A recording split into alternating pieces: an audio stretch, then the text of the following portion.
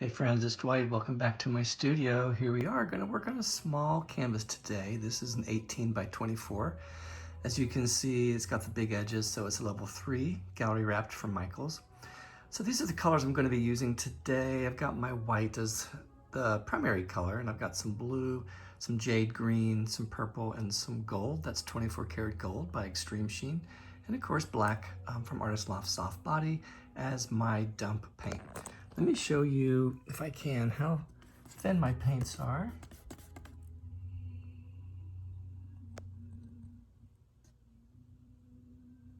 It's supposed to just go right in. Let's see, maybe this one too. Yeah. So that's how thin my paints are. There's no real mounding. It just sort of goes right in, nice and smooth. Okay, so let's get everything prepped here and we'll get started on this board. Hey friends, here we are back at the canvas, back in my studio. We're going to get started here in just a second. So the first thing I'd like to do is say hello to all my subscribers out there and anybody new who's watching. And if you're new, as you can tell, those are my kneecaps. I do sit on the floor to do these pours. So you're probably wondering why I put some blue paint on the canvas there and then spread it over the edges and corners. Well, the reason I do that is because my paints are thin.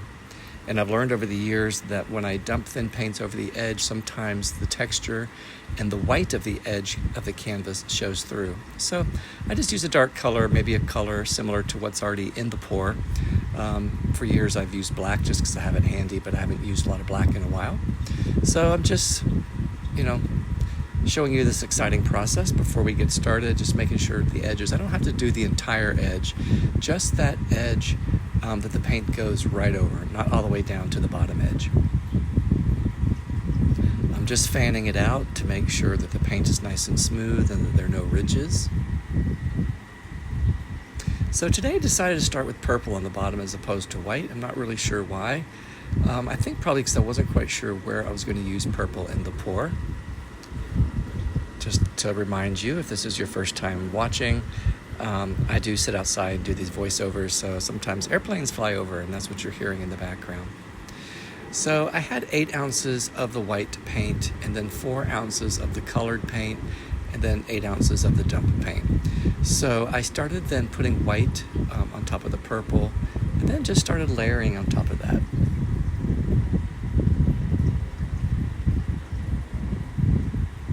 Now this gold is Extreme Sheen, 24 karat gold. Again, putting a little bit more white on top.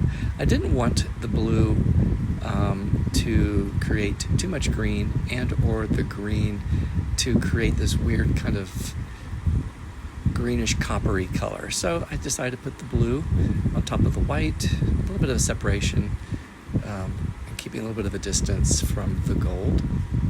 And then this beautiful sort of green color on top of the blue. Now this is done in real time. This is not sped up or slowed down. I just take my time in pouring these.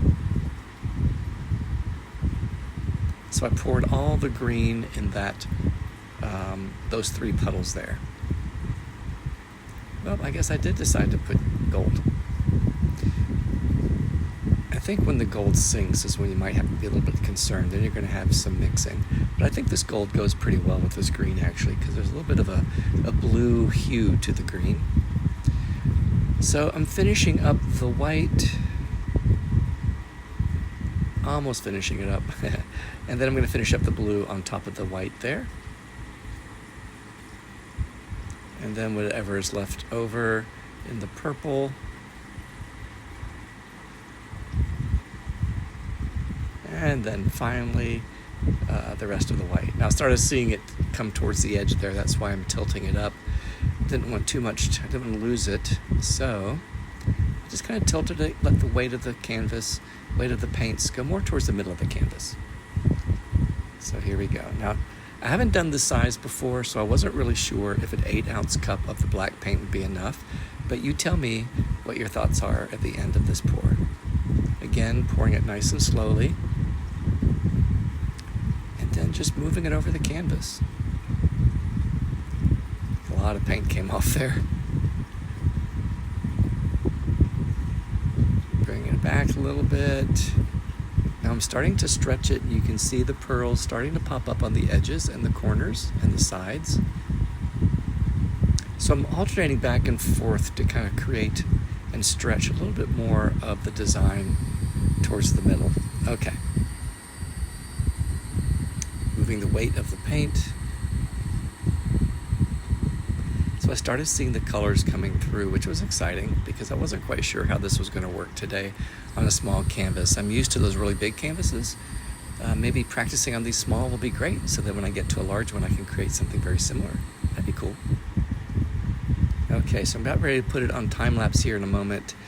I'm probably going to dry my hands off, and you'll see my reflection of me standing up. Here I go. So I love the time-lapse part because you can see all of the pearls and the color just come to the surface. Now I'll let this go for a little bit longer and you'll see a couple little pearls pop up in the negative space just at the end of this video. Okay, let's look at the wet results. Okay guys, here we are. This has been about an hour. I'm very happy with all the movement that's in there. You can see all of that, which I'm really happy with. I'll just move in and show you up close. There's a lot of white and very interesting looking pearls. That has to do with the batch of Floetrol, to be honest with you. I don't know why, I'm not the expert on all that, but sometimes they're nice pearls and sometimes they just have multiple, as you can see, just multiple little, I don't know what you call them, pearls within pearls. So the negative space, I will trim just a little bit to round these here and up here and just take off the edge, but I think that's gonna be it. So I'm gonna start a series of doing these pours with sort of, bright Florida-ish colors. So I've got the blue, you can barely see the green. I'm glad the purple showed up and a little bit of gold, so got some nice composition here.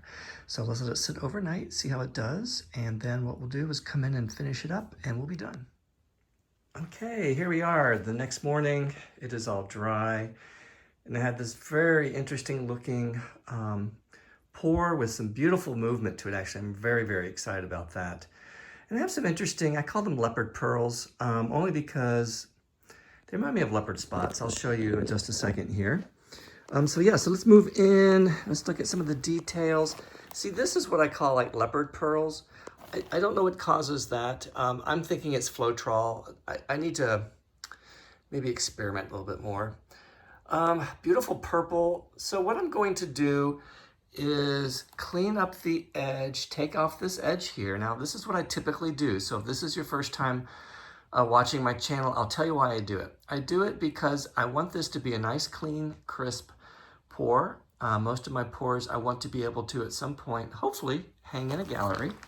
So I will sort of clean things up and make it look sharp, and then we'll be done. So what I'm gonna do is I'm gonna set this on a time lapse, just so you can watch and get an idea of what I'm doing. I'm gonna trim some of these pearls back just to make them a little bit rounder, not as big. Leave these here, just take out the edge and we should be done. So I'm setting my camera up, we'll get started. So I like to show how I do my touch-ups only because I think a lot of people are a little hesitant about getting in there and sort of cleaning up certain areas of their paintings. I used to not want to do that. I wanted it to be just painting and then done with it. But since I started doing this, it gives me a little bit of control over the negative space area, which also makes it cleaner and crisper for those who are looking at it. So guys, hope you enjoy it. Let's look at the dried results. Okay, now all of the touch-ups have been done. I just did a little bit. I cleaned up the edge and sort of rounded some of these pearls. So I'll show you up close one more time. And I'm actually really happy the more I look at this. There's a lot of stuff going on here. The gold showed up a little bit there. I wasn't quite sure how that would work. But yeah, looking pretty good. So here's the negative space. You can see I rounded some, left some the same. Kind of want to keep it organic.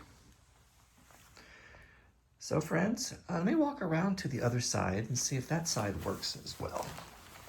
I'm not quite sure about how I want to hang this. I think either direction works, actually. This isn't too bad. Okay, friends, thanks for stopping by. So I'm going to work on a few smaller canvases. I have a few 24 by 30s and some 22 by 18 by 24. And yeah, so this, I like this size. This was an 18 by 24. It's a nice size, and I got a nice composition out of it, so I'm pretty happy. So thanks for stopping by. I'm gonna be out of town soon, so I don't know if I'm gonna get another painting in before I leave. Who knows, maybe tomorrow morning I'll give it a shot. Okay, thanks for stepping by, guys. We'll see you real soon.